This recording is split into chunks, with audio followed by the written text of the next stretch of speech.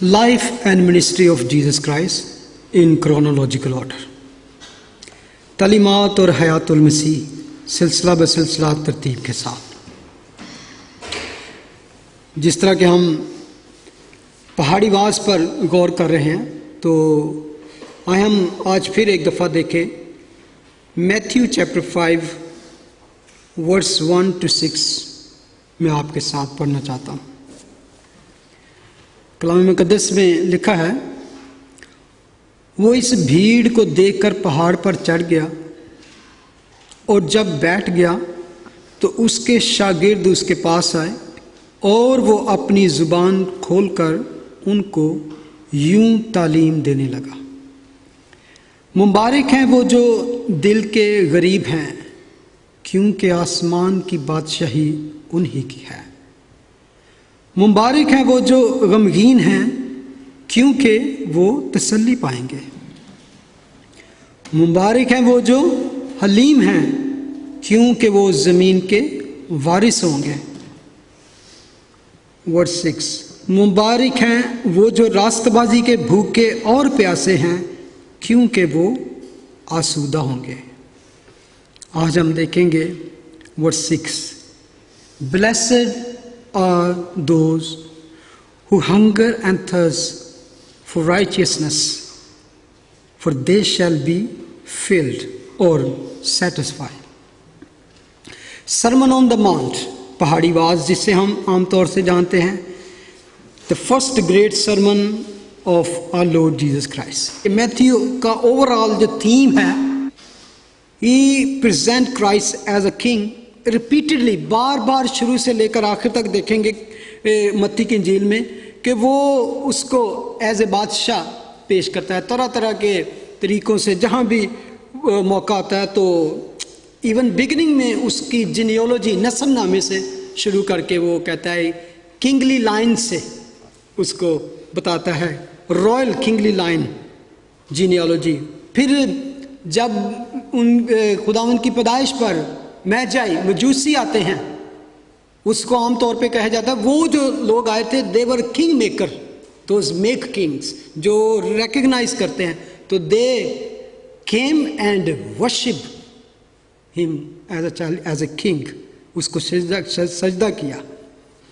और जब हम चैप्टर 5 में आते हैं तो इसको कह सकते हैं कि जैसे कि मैंने बयान किया था पहले भी, this is the manifesto of the king, उसकी बादशाही के बारे में कि अगर वो वाकई मसीह है तो उसकी बादशाही कैसी है, what nature of his kingdom.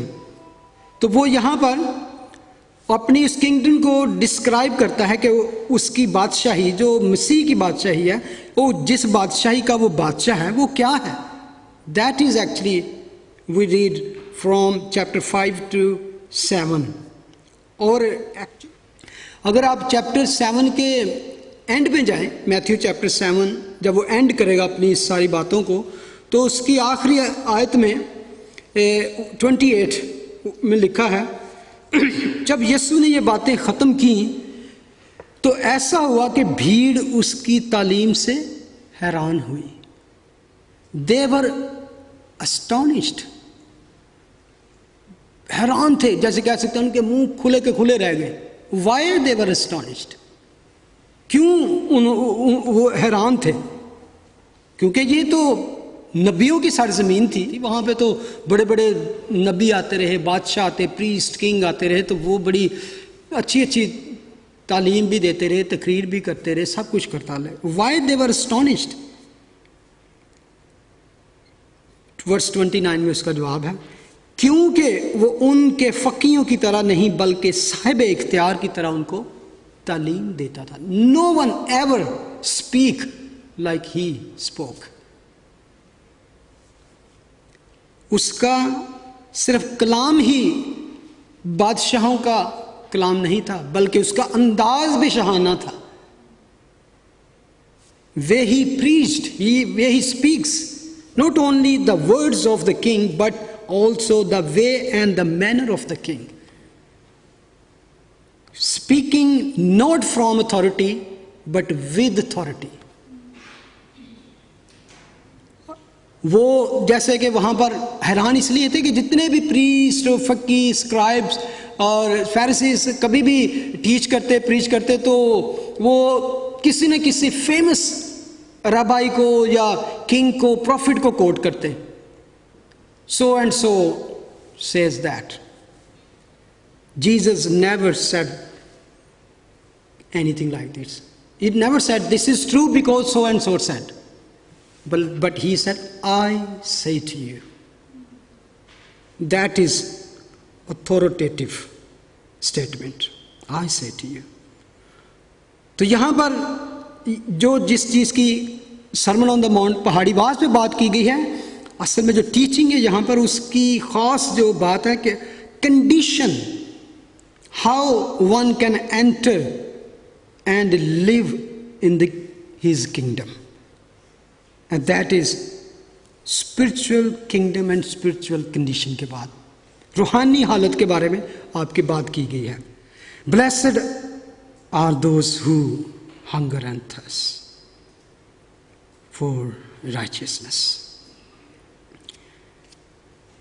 for they shall be filled.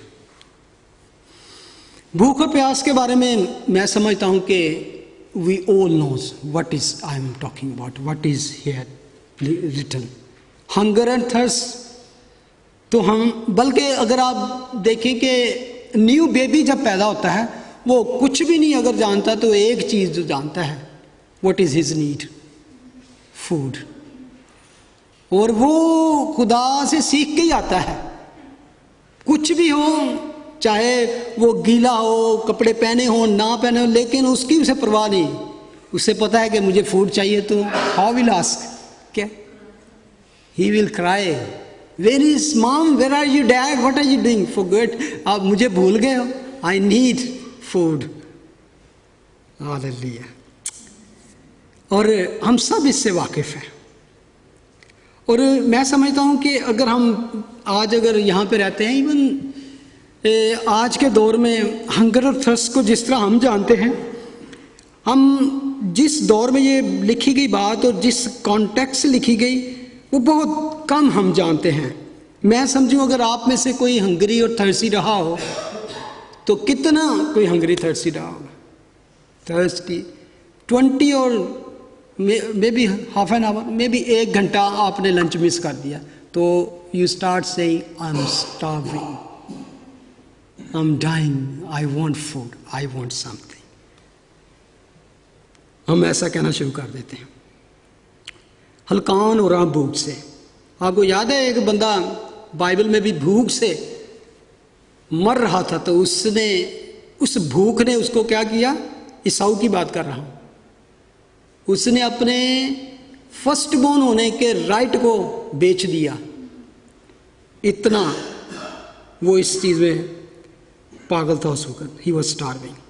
कि आज हम इस चीज़ को अगर समझना चाहें तो थोड़ा सा डीप जाना पड़ेगा, क्योंकि अगर आज हम बात करते हैं ना हंगर एंड थर्स्ट की, तो हमारे पास तो इतने आज वसीज़ राय हैं, इतने एडवांस हैं कि फूड फ़ौरन आपको मिल सकती है, यू कैन ऑर्डर, डिलीवरी घर हो सकती है, रेडीमेड फूड मिल सकती है, इंस्टेंट फूड, माइक्रोवेव आपके घरों में, जस्ट उसको गर्म करो खा लो चंद मिनटों में, any time food.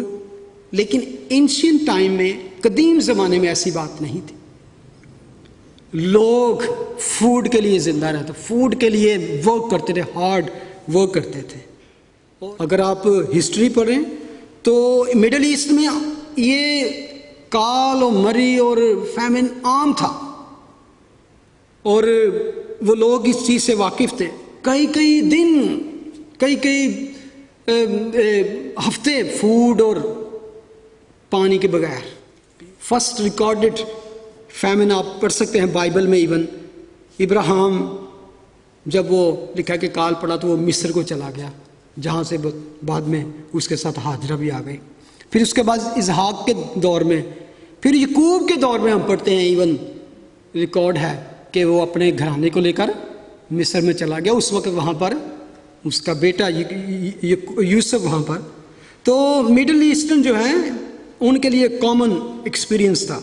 Even year 436 BC famine, एक ग्रेट फैमिन इन रोम, और हज़ारों हज़ार लोग जो उस कहत से, उस फैमिन से तंग आकर उन्होंने रिवर टाइबर में छलांग लगाकर ख़ुदकशी कर ली। यूरोप में कई दफ़ा हुआ, इंग्लैंड में ईयर 1005 में, और 10, 16, 1162, 1906, इवन 19, इस हम रिसेंटली देख सकते हैं इंडिया, चाइना, रशिया, बहुत से, आज भी अफ्रीका के कई जगहों में आप देख सकते हैं कि ये इस तरह की हंगर और थर्स्ट है।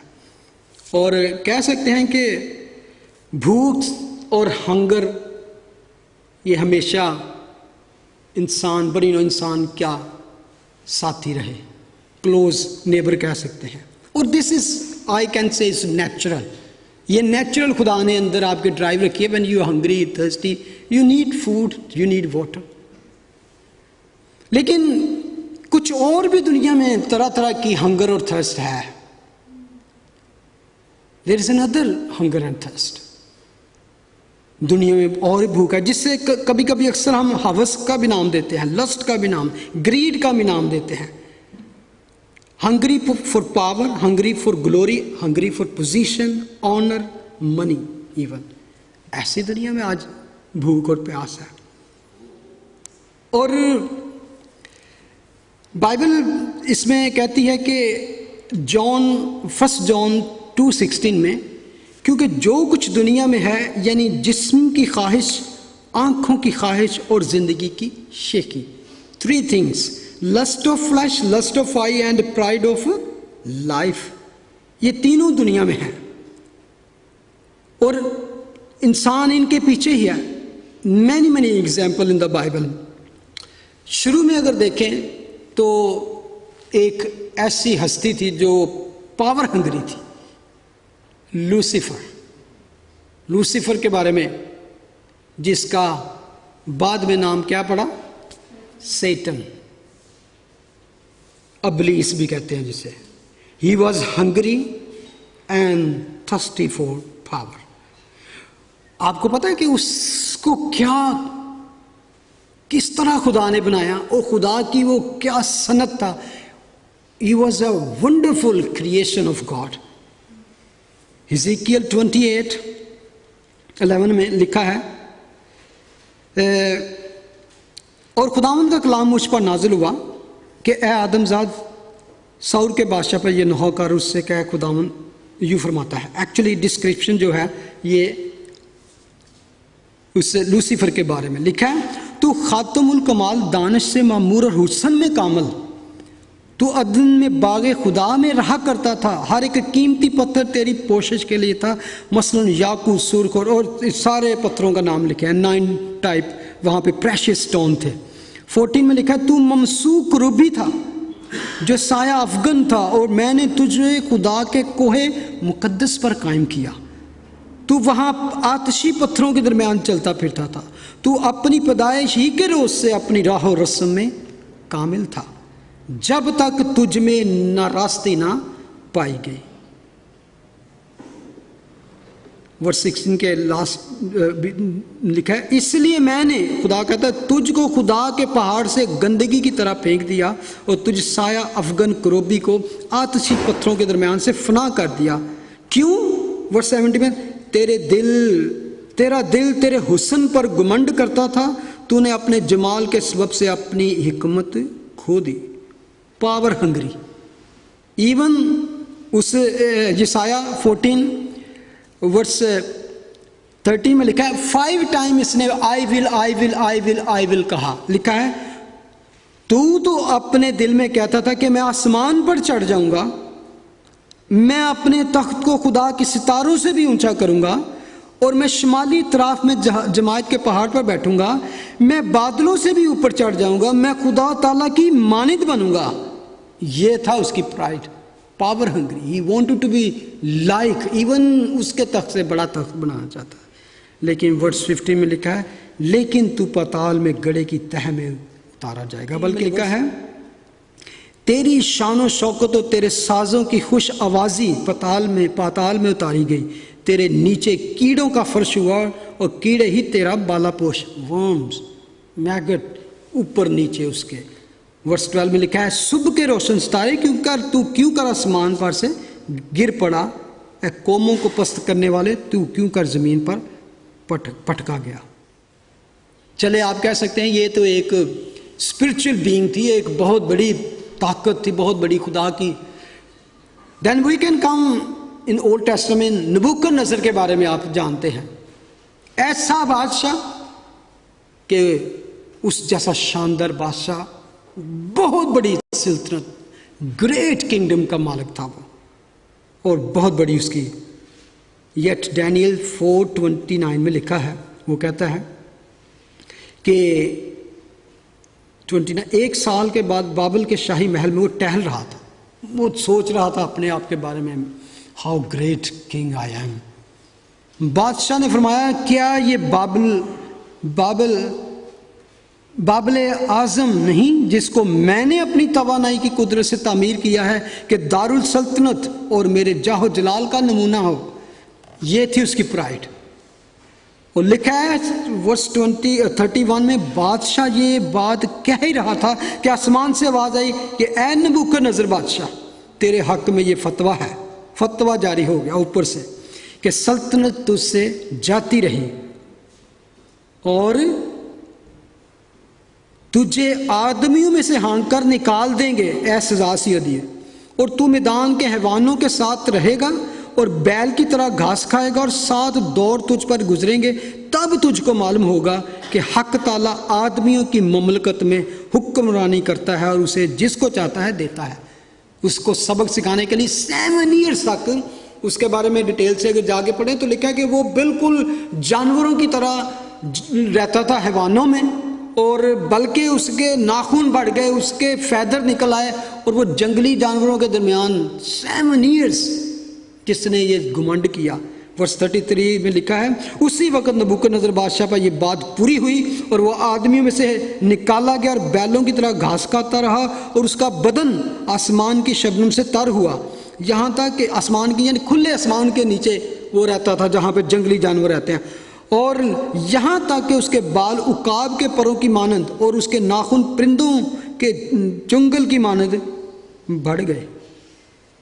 प्रेज हंगरी, प्रेज भी आपको याद है, उसने एक मूर्त भी बनाई थी तो वो झुक के मुझे सजदा करो। Power Hungary, praise Hungary. लेकिन जब ये सारा कुछ उस पर गुजर गया तो उसने तौबा की। वर्स 34 में लिखा, और इन अयाम के गुजरने के बाद मैं नबूकदनेस्सर ने आसमान की तरफ आंखें उठाई और मेरी अक्ल मुझ में फिर आई और मैंने हक ताला का शुक्र किया और उस हय्युल क़य्यूम की हमदो सना की, जिसकी सल्तनत अबदी और जिसकी ममलकत पुश्त दर पुश्त है। बल्कि 36 में लिखा है कि मैं अपनी ममलकत में कायम हुआ, मेरी अजमत में अफजूनी हुई। 37 में, अब मैं नबूकदनेस्सर आसमान के बादशाह की सताइश और तकरीम और ताज़ीम करता हूँ, क्योंकि वह अपने सब कामों में रास्त और अपनी सब राहों में आदल है, और जो मगरूरी में चलते हैं उनको क्या करता है, जलील करता है। बड़ी सख्त बात लिखी है। एक और शख्स था नए अहदनामे में अगर आए, फुलिश रिच मैन, लूक 12। एक अमीर आदमी था, आपने वो तमसील सुनी होगी, खुदा यीशु मसीह सुनाते हैं तो उन्होंने बताया कि एक किसी दौलतमंद की ज़मीन में बड़ी फसल हुई। वर्स 16 में, बस वो अपने दिल में सोच कर कहने लगा, अब मैं क्या करूं, दौलत बड़ी हो गई, फसल बड़ी होगी, क्या करूं, किसी भैन भरा ना दे दा, किसी का भला ना हो जाए। वो सोच रहा क्या करूं, क्योंकि मेरे यहाँ जगह नहीं है जहां अपनी पैदावार भर रखूं, पहले ही भरा पड़ा है, पहले ही स्टोरेज फुल है। वर्स 18 में लिखा है, उसने कहा मैं यूं करूंगा, अपनी कोठरियां ढाकर उससे बड़ी बनाऊंगा और जमा कर ले। वर्स 19, और उनमें अपना सारा अनाज और माल भर रखूंगा और अपनी जान से कहूंगा, ए जान तेरे पास बहुत, मैं समझता हूँ जब उसने कहा होगा, सोचा तो इतना लंबा ही कहा होगा, बहुत वर्षों के लिए बहुत सामान जमा है। चैन कर, खा पी, खुश रह। वर्स 20 फतवा जारी हो गया। मगर खुदा ने उससे कहा, ए नादान, इसी रात तेरी जान तुझसे तलब कर ली जाएगी। ओह, सो सैड। बस जो कुछ तूने तैयार किया है वो किसका होगा? ऐसा ही वो शख्स है जो अपने लिए खजाना जमा करता है और खुदा के नजदीक दौलतमंद नहीं है। ऐसा शख्स खुदा के नजदीक दौलतमंद नहीं है। प्लेजर हंग्री, चैन कर, खा पी, खुश रह, एंजॉय कर, पार्टी कर। खुदावंद यीशु मसीह ने कहा, आदमी अगर सारी दुनिया हासिल कर रहे, जो इसके पास जितना डायमंड का खजाना है उसको भी ले ले जितना खजाना, लेकिन अगर अपनी जान का दुख उठाए इस आदमी की तरह, तो उसको क्या फायदा? मुशर्रफ बेटे की कहानी को आप जानते हैं। वो भी प्लेजर हंगरी था और दुनिया में जाऊं, मौज मेला करूं। बाप से कहा, अब्बा जी पैसे काट दे, मेरा हिस्सा दे दे, मैं तो बस जाऊंगा। लूक 15 में उसकी स्टोरी है, वेरी फेमस स्टोरी। अपना मालो दौलत लेकर चला गया, ऐशो इशरत की, अपनी आंखों अपने दिल की ख्वाहिशों में चला, लेकिन सब कुछ लुटाने के बाद क्या हुआ? नौबत यहाँ तक आ गई कि सूरों और पिग्स की जो फूड थी उसको, वो भी उसके लिए तरसता था। और एक यहूदी के लिए फिग, इससे घटिया बात कोई नहीं थी। Finally he came back to his father. इन जितनों की मैंने आपको आप मिसाल दी है, बड़े हैं बाइबल में, लेकिन नो वन गेट सेटिस्फाई। जो कुछ उन्होंने सोचा, इवन वो हेवनली क्रीचर थी या दुनिया में इंसान थे, बादशाह थे, आम आदमी थे, गरीब थे, या जिस तरह के भी, नो वन एवर सेटिस्फाई हुआ। पस्ती में चले गए, फना हो गए। इसलिए कहते आंखों की ख्वाहिश, जिस्म की ख्वाहिश, जिंदगी की ख्वाहिश। दाऊद अपनी आंखों की ख्वाहिश और लस्ट की वजह से, उसका बेटा अपने लस्ट की वजह से, ईसाऊ अपने लस्ट की वजह से बर्बाद हुआ। लूसीफर, नबूकदनेस्सर, अमीर आदमी। इसीलिए 1 जॉन 2:50 में लिखा है, न दुनिया से मोहब्बत रखो, ना उन चीज़ों से जो दुनिया में हैं। जो कोई दुनिया से मोहब्बत रखता है उसमें बाप की मोहब्बत नहीं, क्योंकि जो कुछ दुनिया में है, यानी जिस्म की ख्वाहिश, आंखों की ख्वाहिश, जिंदगी की, वो बाप की तरफ से नहीं बल्कि दुनिया की तरफ से है। देखो यहाँ पे दो चीज़ें हैं, एक स्पिरिचुअल हंगर एंड एक क्या है, फिजिकल हंगर। एक दुनियावी हंगर है, एक आसमानी हंगर कह सकते हैं इसे। एक फानी है, एक लाफानी है। एक ख़त्म हो जाने वाली है, जिस्म की ख्वाहिशें जिस्म के साथ ही ख़त्म हो जाएंगी, लेकिन रूह की ख्वाहिशें बढ़ती जाएंगी और आखिर उसमें खुदा से आपका मिलाप होगा। रूहानी ख्वाहिशों में खुदा कहता है आसमानी चीज़ों की, आलम बाला की चीज़ों के तलाश में रहो, ना कि ज़मीन की चीज़ों के। बल्कि मैं इसलिए ये बातें की कि ज़मीन में आज भी ये कुछ होता है। ये बाइबल में अगर लिखा है इतने सालों से, तो still people are hungry, thirsty for power, money, pleasure and position और प्रेज के। और कभी कभी मैं समझता हूँ कि हम बहुत से क्रिश्चियन इस पॉइंट से आगे नहीं जाते कि हम शायद खुदा के साथ चलेंगे, दुआ करेंगे, बाइबल स्टडी भी जाएंगे या चर्च आएंगे रेगुलर, तो we will get so many blessing. What kind of blessing? इस दुनिया की ब्लेसिंग, इस दुनिया की चीज़ें, इस दुनिया की। तो पौल उसके बारे में बड़ी खूबसूरत बात कहता है। 1 Corinthians chapter 15 verse 19 में लिखा है, लिसन वेरी केयरफुली। अगर हम सिर्फ इसी जिंदगी में, इन दिस वर्ल्ड, अगर हम इसी जिंदगी का मतलब है क्या, इसके बाद भी कोई जिंदगी है, दिस लाइफ जो हमारे आप सबके पास है, 70 नहीं 80 आखिर में फिर भी फना। अगर इन दिस लाइफ मसीह में उम्मीद रखते हैं, if we have hope in Christ for this life, only for this life, कि इस लाइफ जीसस के पास इसलिए आते हैं, मसीह को इसलिए अपना मुनज्जी दाता सब कुछ मान लिया है कि we have hoped in this life. तो वो कहता है तो सब आदमियों से ज़्यादा बदनसीब है, पिटीड देन ऑल मैन, जितने दुनिया में लोग हैं उन सब से ज़्यादा हम बदनसीब हैं। वेरी वेरी वार्निंग वर्स, क्योंकि वो खुद कहता है, जॉन उसके बारे में कहता है 1 जॉन 2:70 में, दुनिया और उसकी ख्वाहिश दोनों मिटती जाती हैं। द बोथ, दुनिया भी नहीं रहेगी और तुम्हारी ख्वाहिश भी खत्म हो जाएगी जो तुम इस मसीह यीशु में रखते हो। If you have, like Paul कहता है कि इसी ज़िंदगी में मसीह में होप है कि वी विल गेट समथिंग, तो क्या कहता है, दुनिया और उसकी ख्वाहिश दोनों मिटती जाती हैं, लेकिन जो खुदा की मर्जी पर चलता है वो अब तक कायम रहेगा। और what is the will of God for us?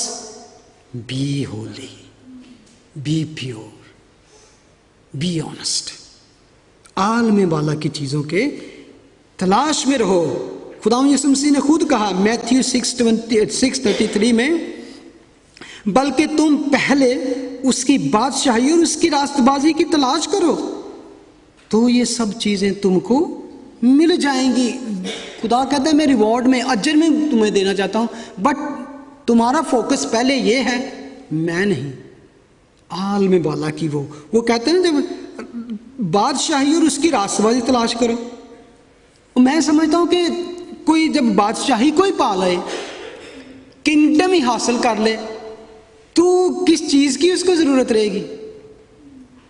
Kingdom and righteousness. और व्हाट इज राइचियसनेस? रोमन वहां पे लिखा है कि पहले जो कुछ भी हुआ, जितनी भी दुनिया गंदगी में चली गई, मर गई, लेकिन now one righteousness of God is appear, खुदा की रास्तबाजी अब जाहिर हुई है। Oh what was that? Lord Jesus Christ. वो कहते हैं I am the righteousness of God. तो अगर तुम मुझको हासिल कर लो तो क्या चीज की तुम्हें कमी रह जाएगी? कहता है पहले तुम ढूंढो उसकी बादशाही और उसकी रास्तबाजी की तलाश करो, ये सारी चीजें। हम इब्राहिम के बारे में पढ़ते हैं कि खुदा ने उसको बुलाया, उसने उसको कहा कि मैं तुम्हें ये बना दूंगा, वो कर दूंगा, सब कुछ। लेकिन इब्रानी का खत कहता है चैप्टर 11 में उसके बारे में कि वो किन चीज़ों की तलाश में था। खुदा ने उससे वादा किया कि come out from your family, your land, सब कुछ छोड़ छाड़ के मेरे पीछे आ जा तो मैं तुम्हें ये दूंगा। तो वर्स 9 में लिखा है, ईमान ही से उसने मुल्क के मौत में इसी तरह मुसाफराना तौर पर बूदबाश की कि गोया गैर मुल्क है, और इसहाक और यकूब समेत जो उसके साथ उसी वादा के वारिस थे खेमों में सुकूनत। ये तीनों बाप बेटा 3 नस्लों तक ये खेमों में ही जिंदगी बसर करते रहे, जबकि खुदा ने कहा उठ चल फिर इधर उधर, सब कुछ मैंने तेरे को दे दिया। लेकिन वर्स 10 में लिखा है, क्योंकि वो उस पायदार शहर का उम्मीदवार था जिसका मुमार और बनाने वाला खुदा है, होली सिटी, वो उसकी तलाश में था। बल्कि और यहां पर वो कहते हैं कि हम परदेसियों की तरह, वर्स 30 में लिखा है कि हम जमीन पर परदेसी और मुसाफिर हैं। वर्स 16 में लिखा है, मगर हकीकत में वो एक बेहतर यानी आसमानी मुल्क के मुश्ताक थे। They were hungering longing for, कौन से? आसमानी शहर के, ये थी उनकी।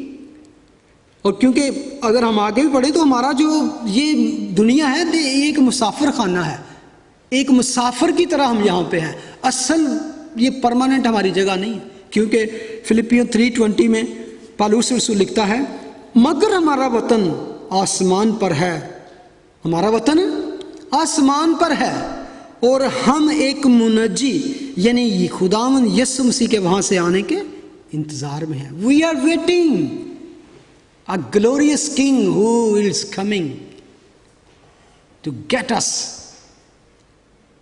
rapture करने के लिए और क्या लिखा है, वो अपनी उस कुव्वत की तासीर के मुआफिक जिससे सब चीज़ें अपने ताबे कर सकता है, हमारी पस्त हाली के बदन की शक्ल बदल कर अपने जलाल के बदन की सूरत में बनाएगा।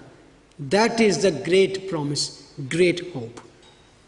मैं गौर करता हूँ कि इस दुनिया में जब पोजेशन और चीज़ों के तलाश में, तो बाइबल में मैंने बहुत सी मिसालें में थी। एक उनमें था यकूब अपने घर से भाग गया और अपने मामू के पास चला गया और 20 साल तक स्ट्रगल करता रहा। आप देखें उसकी वो बड़ी स्ट्रगल फुल लाइफ थी। चक्करबाजी, मामू उससे बड़ा चक्करबाज था, वो उसके चक्करबाज था, तो वो एक दूसरे से चक्करबाजियों में रहे। कभी वो मालो दौलत भेड़ों के चक्कर में, नौकर चाकरों के जगह, कभी वो वुमन के चक्कर में पड़ा रहा। उसने भी उसको ट्रिक करता रहा, वो भी करता रहा उसके साथ। और जब वो 20 साल तकरीबन के बाद वापस लौटा तो लिखा उसके बाद 2 बीवियां, तकरीबन 11 बेटे थे, 1 बेटी थी। क्योंकि वो उस वक्त मेरा ख्याल है सबसे आखिरी बेटा भी रेचल से पैदा होने वाला था, जो उस रास्ते में ही पैदा हुआ, वहाँ पे उसकी रेचल की डेथ हुई। और मैं समझता हूँ कि जब कि खुदावन ने उससे वादा किया था कि ब्लेसिंग भी तूने ले ली है, चाहे तू छीन के धोखे से ले लिया, लेकिन you will get this all riches, honour and life. और 32 जेनेसिस 32 में लिखा है, जब वो सारा कुछ लेके निकला तो आपको पता है he was so much terrible, fearful था। उसको खौफ था कि मेरा भाई ईसाऊ मुझे कत्ल कर देगा। 20 साल बाद भी, हालांकि उसके पास नौकर चाकर बड़ा कुछ था, मालो दौलत था, उसने उसको तोहफे भी भेजे, लेकिन फिर डर रहा था। असल में क्यों डर रहा था? Why he was so fearful? सब कुछ तो उसके पास था। लिखा कि फिर उसने बड़े ट्रिक, जैसे कहते हैं प्लानर तो बहुत अच्छा था। उसने पहले आगे नौकरों को रखा, फिर उसके बाद अपनी बीवियों को, फिर उसके बाद बच्चों को, फिर उसके बाद अकेला पीछे ले। लिखा है वर्स 24 में और 23 में, और उनको लेकर नदी के पार कराया, अपना सब कुछ पार भेज दिया और यकूब अकेला रह गया। He was alone in desert. और पो फटने के वक्त एक शख्स वहाँ उससे कुश्ती लड़ता रहा। जब उसने देखा कि वो उस पर गालिब नहीं होता तो उसकी रान को अंदर की तरफ से छुआ और यकूब की रान की नस उससे एक छूने से चढ़ गई। यकूब कहता है, वो उसने कहा वर्स 20 से, उसने कहा मुझे जाने दे क्योंकि पो फट चली। यकूब ने कहा जब तक तू मुझे बरकत ना दे मैं तुझे जाने नहीं दूंगा। ये सब कुछ पाकर भी वो समझ रहा था कि आई हैव नथिंग। ये था असल में। जब वो खुदा के पास आया तो उसने नहीं कहा कि मेरे पास 2 बीवियां हैं, बच्चों की पूरी टीम है, ते नौकर चाकर ते बेशुमार ने, ते वो कह रहे कि मुझे बरकत दे। What kind of blessing? क्या ब्लेसिंग वो मांग रहा था। आज हम दुनिया में यही समझते हैं कि ढेर सारे पुत्र हो जान, बच्चे हो जान, बड़ा सारा कुंबा हो जाए, तो मालो दौलत हो जाए। उस वक्त मालो दौलत यही होता था, भेड़ बकरियाँ और नौकर चाकर। तो ये है, लेकिन वो ब्लेसिंग है। वो कहता है मुझे ब्लेसिंग दे। और ही न्यू ये सारा कुछ असल में सब यहाँ रह जाना है, ये सब कुछ मिट जाना है, फना हो जाना है। दुनिया और दुनिया की ख्वाहिश मिट जाएगी। और खुदावन ने उसने उसे वहाँ बरकत दी। उसका नाम वहाँ से चेंज करके क्या रखा? क्या नाम रखा? इस्राएल। प्लीज बोलो क्या हो इस्राएल का नाम लेते हुए क्या होता? ये था वो चेंजिंग टर्निंग पॉइंट जहाँ से उसने, खुदा ने उसको ब्लेस किया और उसको एक बड़ी कौम बनाया। और ये था, और लिखा है उस वक्त वर्स 30, और यकूब ने उस जगह का नाम फैनियल रखा और कहा कि मैंने खुदा को रूबरू देखा तो भी मेरी जान बची रही। वर्स 31 में बड़ी खूबसूरत बात लिखी, और जब वो फैनियल से गुजर रहा था तो आफताब तुलू हुआ, नया सूरज निकला। New day, new name, new person. खुदा ने उसको ब्रोकन किया और हमेशा उसको याद किया, ब्रोकननेस था, और उसको वहाँ पे ब्लेसिंग। मैं ये बता रहा हूँ कि हंगर और थर्स्ट आपने पहले देखी कि किस तरह की थी उन लोगों की, और कभी सेटिस्फाई नहीं हुए। उसके बाद हम हंगर देख और थर्स्ट देखते हैं क्या इस तरह की। Blessed are those are hungry and thirsty for righteousness. Desperate need है, राइचियसनेस, स्पिरिचुअल नीड के बारे में। तो ये याकूब था, उसको मुझे पता था कि ये ब्लेसिंग नहीं, I need more than that. और मूसा जो खुदा की हजूरी में रहता था, और उसके बारे में हम पढ़ते हैं कि जब वो खुदा की हजूरी से वापस आता तो क्या होता, अपना चेहरा कवर कर लेता, ढांप लेता था। क्यों? उसके चेहरे से ग्लोरी, इतना जलाल खुदा का टपकता था कि nobody dare to look at him, कोई इस पर नजर नहीं कर सकता था। तो वो फिर क्या करता, अपना जलाल जो उसके ऊपर खुदा का होता था छुपा लेता।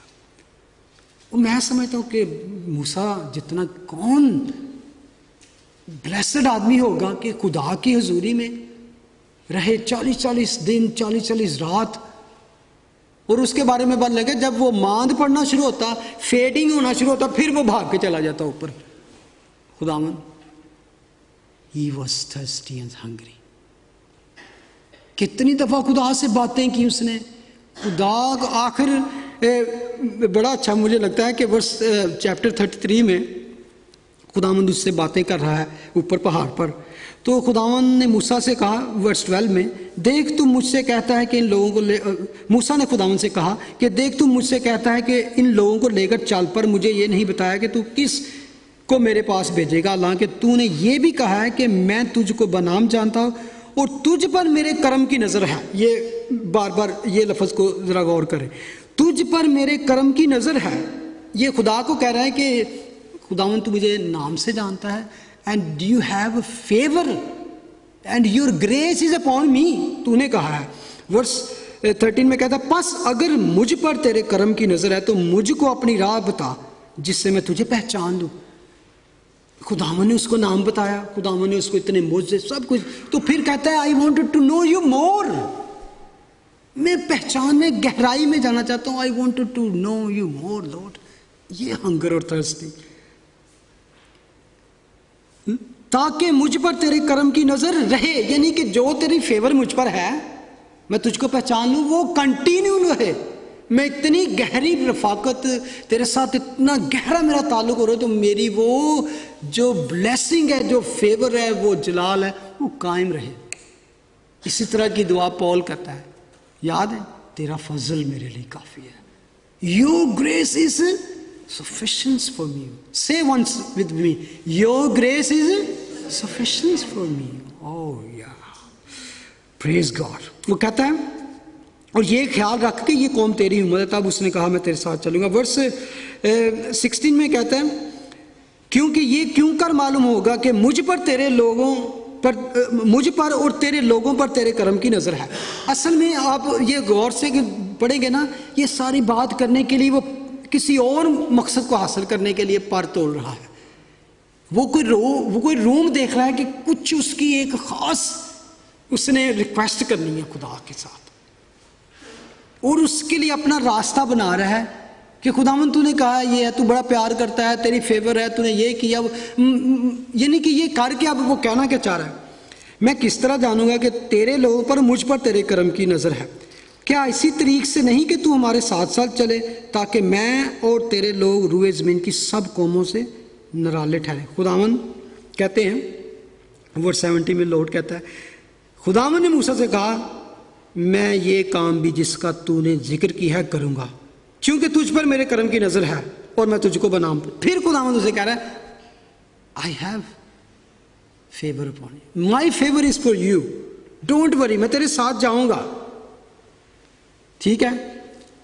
और वर्स 18 में बस उसने जब ये सुना कि खुदा ने फिर कह दिया, ये था उसका असल में मतलब, कहता है तब वो बोल उठा कि मैं तेरी मिन्नत करता हूं, मुझे अपना जलाल दिखा। ओ बहुत बड़ा काम, बहुत बड़ी बात कह दी उसने, बहुत बड़ी बात खुदा के सामने। खुदा ने उसको कितना कुछ बातें की, सब कुछ। तो अब कहते हैं असल में ये था, कौन जो भी कुछ है वो बहाने ढूंढ रहा था कि यार ये बात जुर्रत कर दूं किस तरह। जैसे एक बच्चा कभी कभी बाप के पास आता है, उसको नीड होती है कोई बड़ा काम कहना मम को या डैड को, तो कहते हैं मम ये कर दूं, वो कर दूं, तू मुझे पता तू मुझसे प्यार करता है, या आपको ये, यानी कि ऐसे ही वो माँ बाप को बहाने बना के पता, वो माँ पे उनको पता चल जाता है कि हाँ कोई बड़ी नीड है, यू नीड समथिंग ग्रेट। तो खुदा जानता था सारा कुछ। तब वो बोल उठा कि मैं तेरी मिन्नत करता हूं, मुझे अपना जलाल दिखा दे। उसने कहा, मैं अपनी सारी नेकी तेरे सामने जाहिर करूंगा, तेरे ही सामने खुदावंद के नाम का ऐलान करूंगा, और मैं जिस पर मेहरबान होना चाहूं मेहरबान होऊंगा, और जिस पर रहम करना चाहूं रहम करूंगा। वर्स 20 में लिखा है, और ये भी कहा कि तू मेरा चेहरा नहीं देख सकता, क्योंकि इंसान मुझे देखकर जिंदा नहीं रहेगा। खुदा को देखकर कोई इंसान जिंदा नहीं रह सकता। और खुदा यहां पर, मैं समझता हूं खुदा ने कह दिया कि तू मर जाएगा, लेकिन वो बंदा फिर भी नहीं हटा। वो फिर भी उसके दिल में, चाहे मैं मर जाऊं लेकिन मैं तेरा जलाल देखना चाहता। हाँ, फिर खुदा ने कहा, देख मेरे करीब ही एक जगह है, सो तू उस चट्टान पर खड़ा हो, और जब तक मेरा जलाल गुजरता रहेगा मैं तुझे उस चट्टान के शगाब में रखूंगा, और जब तक मैं निकल न जाऊं तुझे अपने हाथ से ढांक के रहूंगा। इसके बाद मैं अपना हाथ उठा लूंगा और तू मेरा पीछा देखेगा, लेकिन मेरा चेहरा दिखाई नहीं देगा। ये हंगर थर्स्ट है, ये है उसकी प्यास। और खुदावन इस चीज की चाहते हैं कि हमें हंगर थर्स्ट हो। दाऊद के बारे में आप जानते हैं, why the scripture says, I have found a man after my own heart. वो जो मेरे दिल के पीछे है, दिल में क्या है, जो दिल के अंदर है, जो मेरी सोच है, जो मैं, जिस तरह का मैं होली हूं, जिस तरह का मैं हूं, ऐसा ही मिजाज रखो जैसा मसीह। He is after my own heart. वो मेरे दिल की बातों को, वो मेरी गहरी बातों को, वो उस जलाल की बातों को जानना चाहता है। After my own heart, a man who pursue God. वो खुदावन के पीछे, ज़बूर हमने अक्सर गाते हैं, जैसे हरनी पानी के नालों को तरसती है, वैसे ही ऐ खुदा मेरी रूह तेरे लिए तरसती है। मेरी रूह खुदा की, जिंदा खुदा की प्यासी है। मैं कब जाकर उसके खुदा के हुजूर हाजिर हूँगा। साम 63 में कहता है, ये बड़ा ज़बरदस्त है, उसकी इश्तियाक देखो, दाऊद का इश्तियाक और उसकी जज्बा और उसकी डिज़ायर। ऐ खुदा तू मेरा खुदा है, मैं दिल से तेरा तालब हूँ, खुश्क और प्यासी ज़मीन में जहाँ पानी नहीं। मेरी जान तेरी प्यासी और मेरा जिस्म तेरा मुश्ताक है। इस तरह मैंने मुक़द्दस में तुझ पर निगाह की, ताकि तेरी कुदरत और हशमत को देखूं। तेरी कुदरत और हशमत को देखूं, दैट इज डिज़ायर। 3, क्योंकि तेरी शफकत जिंदगी से बेहतर है, मेरे होंठ तेरी तारीफ करेंगे। तेरी शफकत जिंदगी से बेहतर है। I have no fear of death. तेरी शफकत, क्योंकि उसको पता है कि इसकी शफकत जिंदगी से बड़ी चीज है। वर्स 4 में लिखा है, इसी तरह मैं उम्र भर तुझे मुबारक कहूंगा और तेरा नाम लेकर अपने हाथ उठाया करूंगा। इश्तियाक, मेरी जान गोया गूदे और चर्बी से सैर होगी है, मेरा मुंह मसरूर लबों से तेरी तारीफ करेगा। बल्कि वो कहते हैं, जब मैं बिस्तर पर तुझे याद करूंगा और रात के एक एक पहर में तुझ पर ध्यान करूंगा। What a desireful heart, longing for God, desiring God. इसलिए कि तू मेरा मददगार रहा है और मैं तेरे परों के साया में खुशी मनाऊंगा। मेरी जान को तेरी ही धुन है, तेरा दहना हाथ मुझे संभालता है। बहुत से और लोगों की बातें हैं, लेकिन मैं आखिर में आता हूं पौल के बारे में। फिलिपियों 3 वर्स 8 में लिखा है, पौल वो शख्स था, जितने भी खुदावंद के डिसाइपल अगर देख लें, जितनों भी, उनको खुदा ने बड़ा कुछ बरकत बख्शी, कुदरत बख्शी, मुजज़ों के, लेकिन द रेवलेशन इवन हेवन तक, तीसरे आसमान तक, जहां पर खुदा का तख्त है, वहां वो पता नहीं, एक जगह पे लिखता है कि अबंडेंट ऑफ रेवलेशन, कसरत, मकाशफों की कसरत में फूल ना जाऊं। वर्स 8 में लिखता है, फिलिपियो 3:8, बल्कि मैं अपने खुदावन मसीह यीशु की पहचान की बड़ी खूबी के सबब से सब चीज़ों को नुकसान समझता हूँ। वंडरफुल थिंग, कहता है excellency of the revelation of Christ, यीशु मसीह को पहचानने की जो मुझे में खुदा ने एक्सीलेंसी मुझे दी है, बड़ी खूबी। ओह, मैं सब चीज़ों को कूड़ा समझता हूँ। और आपको याद है वो कितना प्राइडफुल आदमी था, वो बड़ा, मैं कौन हूँ, उसकी अगर रेज़्यूमे, उसकी सीवी आप पढ़े जाके फिलिपियों दूसरी जगह पर, वो वर्स 9 में कहता है, और उसमें पाया जाऊं। क्या अजीब बात है, उसमें पाया जाऊं। देखें, इतना कुछ लिख चुका है, इतना कुछ खुदा के साथ जिंदगी गुजार चुका है, स्टिल कहता है, वर्स 10 में लिखा है, ये है उसकी डीप डिजायर, और मैं उसको और उसके जी उठने की कुदरत को और उसके साथ दुखों में शरीक होने को मालूम करूं। वैसे लगता है वो जानता ही नहीं मसीह को। यहां पर उसको जानूं, उसके जी उठने की कुदरत को जानूं और उसके साथ दुखों में शरीक होने को मालूम करूं और उसकी मौत से मुशाबत पैदा करूं।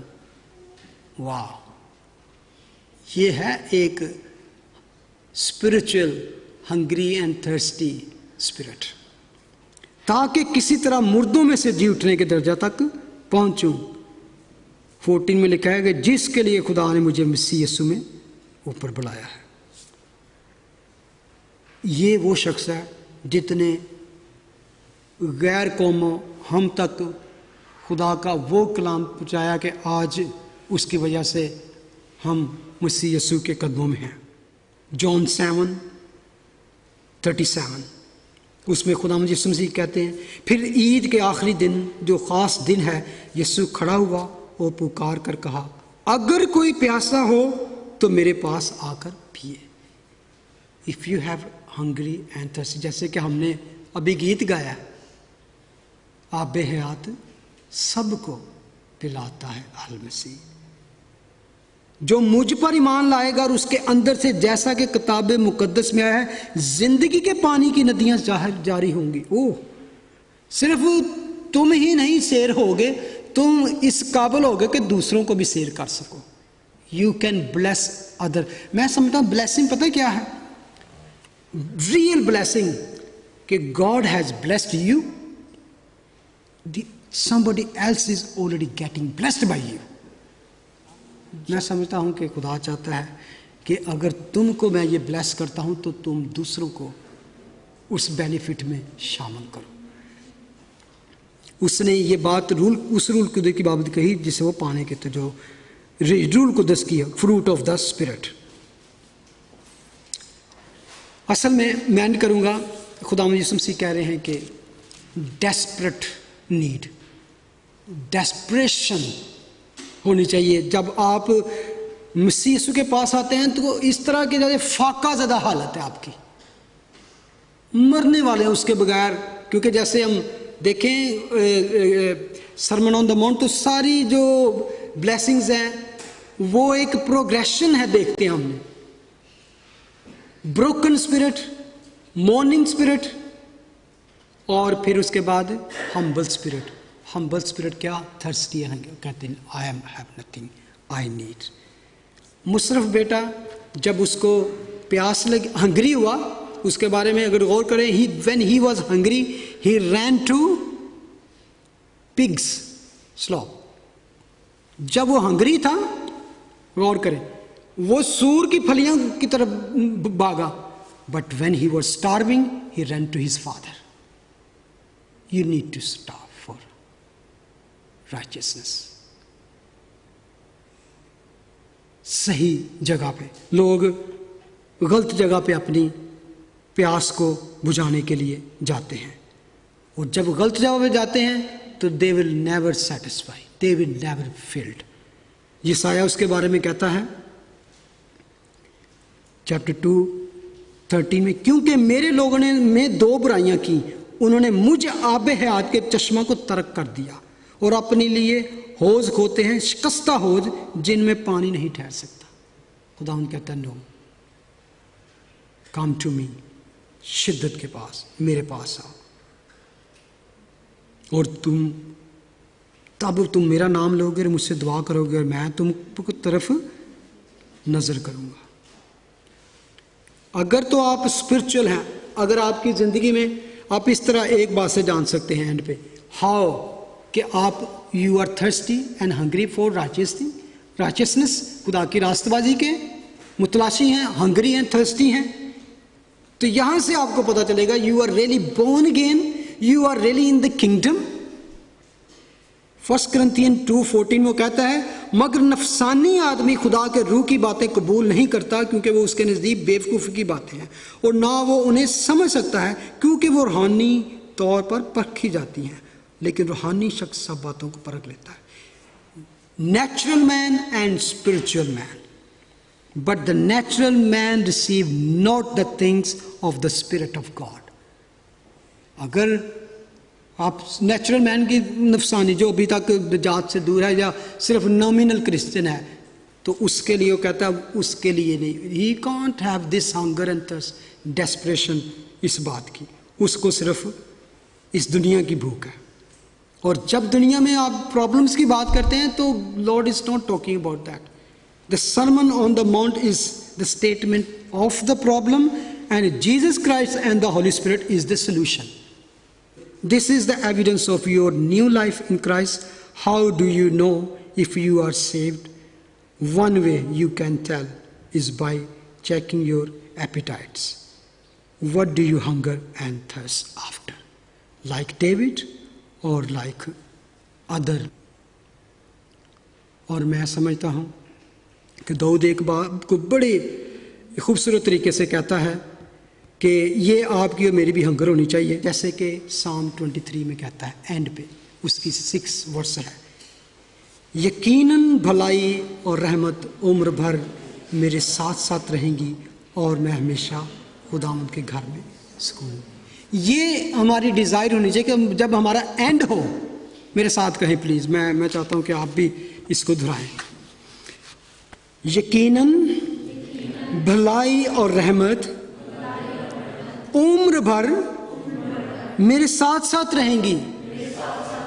उम्र भर का मतलब है इन दिस लाइफ, और उसके बाद और मैं हमेशा नेक्स्ट लाइफ, और मैं हमेशा खुदावंद के घर में सुकूनत करूंगा। That should be our desire, इस दुनिया में रहते हुए भी और आने वाली दुनिया में। Spiritual hunger and thirst. Lord, thank you. Wonderful, meek, humble Lord. सचमुच तू फरोतन और हलीम है खुदावन। तू चाहता है कि come to me. I'm approachable, I'm touchable. पहले मुझे सीख करो। I am the true righteousness. I am the truth, way and the life. Take me in your heart, in your life, and you will be in my kingdom. Thank you, Jesus. Thank you. In Jesus' name we pray. Amen.